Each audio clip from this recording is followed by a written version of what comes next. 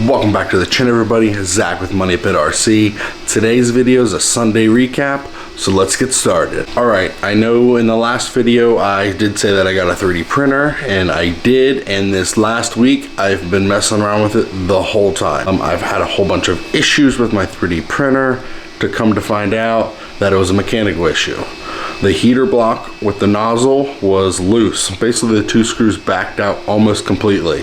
So the nozzle was just moving around and not giving me a good sturdy print. So I finally got that squared away with a big help from one of my friends on Instagram, Printed Addictions.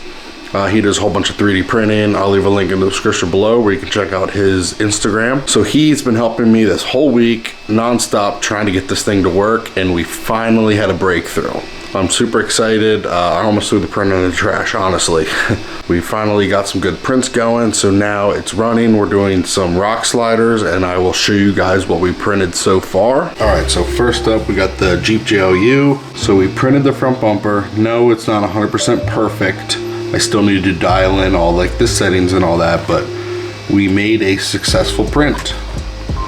Might be hard to see, but very excited on that. It mounts to the stock location, no issues with that. Next up, we are printing some rock sliders. I do like these metal ones, but I like the design of the 3D printed ones. So once they get done printing, we'll throw those on. Other than that, this build really didn't change much. I do want to do some more 3D printed accessories for like the roof basket and all that. So I have a whole bunch of files downloaded, and once they get printed, I will install them. As for performance wise, I think it's just gonna kind of stay how it is.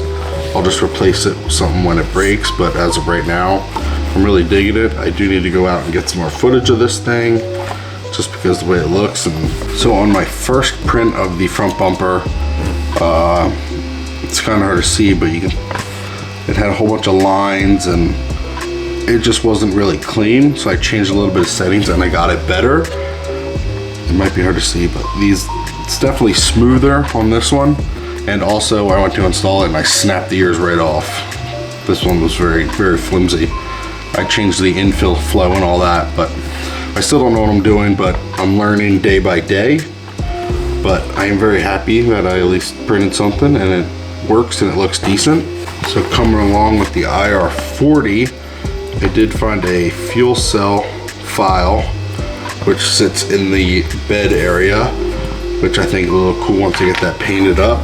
They did have a file for some rock sliders, which we did print and install. I love the way they look. It just fills the gap and it makes it look better. They were on my other iteration, so they're not as clean. So I might print another set, but I'm very happy on how that looks. This thing is sitting pretty with the wheels and tires and all that. It does perform really well. Like all my other ones, I have to get them out and actually drive them. But so we did find the cheapest tires on eBay. These are 24 by 64 tires, 1 inch. And these are 24 by 58. I kind of dig this tread pattern. They're very soft actually. Not as sticky, but they are soft. So I did order 2 more sets of wheels. So we're gonna get these 2 mounted up and throw them on a build. But I just wanna see the performance of these or see if they're actually any good. As for scale, this 58 mil is very good looking. This one kind of has like a Proline Hyrax look to them. But this is a lot bigger. But I'm very excited to get this on and at least test them out and see how they perform. All right, now I'm gonna take you over to the workstation and see what's going on with the printer. All right, so here's my little workstation. We have the 3D printer printing something. So I'm not printing the sliders right now just because I did have a little dilemma. One of the sliders actually failed and the filament just kind of went everywhere. So this is one of the first things I printed, and it's just one of those little boats, and it was terrible. Didn't turn out well. So then I was like, oh, I'm gonna print a bigger one, and it was better, but still not great, nothing really lined up. And then I printed a whole bunch of these little cat ring things, and as you can tell, again, nothing lined up. Filament went everywhere. But then I was like, oh, let's make a jerry can. And then as you can see, literally nothing lined up. Like, this thing printed all over the place. And then that's when I found out that I had a mechanical issue. So I took the front of the printer off, and then I found out that the heater block was loose. So after that, I've had nothing but good luck with this printer. I've been changing the flow rate and like the retraction settings, and I still don't know what I'm talking about, but I've been changing all that. I've been getting better and better prints as I go. Just time will tell when I actually get everything dialed in. I should have some solid prints. I'm very excited for that. Like I said, this is a new journey, trying to learn everything as I go. So as we're talking about failed prints, I did try to print this roof basket and nothing lined up. I mean, nothing. Even the whole basket was off axis. So, and then I reprinted it with the new settings and it turned out decent. I'm very happy with how it turned out. Everything at least lined up. Everything looks good. Very excited. And then just for fun, I found a file for a surfboard. So I printed that. It turned out decent. Front got a little messed up. Can't even focus. Front got a little messed up, but I think it turned out good. And then I printed another jerry can. This one turned out really good. There we go. I'm very impressed with that. Got a little messed up at the top, but it's like I said, it's a learning experience, and I am learning. We did just get done printing this magnet mount, which it's kind of like a triangle type magnet mount. You put a magnet in there, and then this part can attach to like a rock slider. So instead of like a traditional mount where it mounts to the hood, you can mount these on the side of the rock slider so they attach to the body on like the sides. Figured that was kind of confusing, so I'll just show you. So instead of having like a traditional magnet mounts like this, well, I have these sliders filled, but you'll put them on the side of the rock slider, kind of like that. You glue them to the slider, and then you put the magnet on the inside of the body, like right here, so they attach like that, which is really nice in case you run like a low center of gravity frame and you don't have these shock towers or anything like that. You can mount them right to the side of the body, and then mount them to the sliders, which I think that's really convenient. It's going to help on a lot of other builds.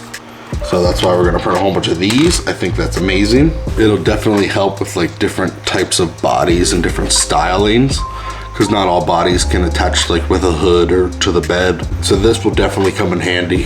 So here's the red Cat SN8. I did finally make the video on it. I'll leave a link in the description below where you can check that video out. I'm having good feedback with that video. My big concern was getting rid of the big wheels and tires and putting on these little tires. My only concern with it was that the knuckles are so low that it would hit and hang up on everything, but I did not have a single issue with that. This thing performs so well. I was so amazed when I took this thing out on the rocks. It impressed me so much that I bought another one. So I have another red Cat SN8 coming, just because it performs so well and the aftermarket upgrades are starting to roll out. So we are going to upgrade this one and another one, just because for the money, you really can't beat it. I got this one as the introduction price of 99 bucks. The one I just got was 120, which even then, it's still not bad. For the money, you get a whole bunch of value.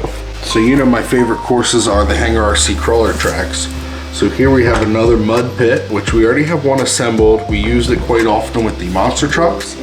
So this is like a big mud pit that you put little plastic BBs in. So we are going to do a full video on this one and the one that I already have built to show how modular they are. So we're gonna get this one built in the video. We're gonna take the monster truck through it. And I'm also gonna show you guys that you just don't need a monster truck for this. You can use any type of crawler and it still challenges it just because of the BBs, and it acts like it's basically a mud pit. So keep your eyes peeled for that video. That should be coming shortly. So I was waiting to do that video with the mud pit and the CrawlerTraxs and all that when I got my indoor course built, but that course has taken a lot longer than I expected, just because my kids are having softball and baseball and all that now that the season's on. So I have very limited time down in the old hobby hole. So we're gonna change the plans of that. We're just gonna do the mud pit. We're gonna build it. We're gonna show you guys all the features and all that. I think it's gonna be an amazing video. So keep your eyes peeled for that. Make sure you hit the notification bell so you don't miss that video. So as the 3D printer is printing away, I'm gonna end the video here. I hope you guys enjoyed this video. Leave a like, comment, subscribe if you haven't already. You know, I enjoy reading everybody's comments and concerns and all the feedback that I get. We're really climbing on the YouTube ladder. So happy for that. I appreciate every single one of you that support this channel. I'll catch you guys in the next video.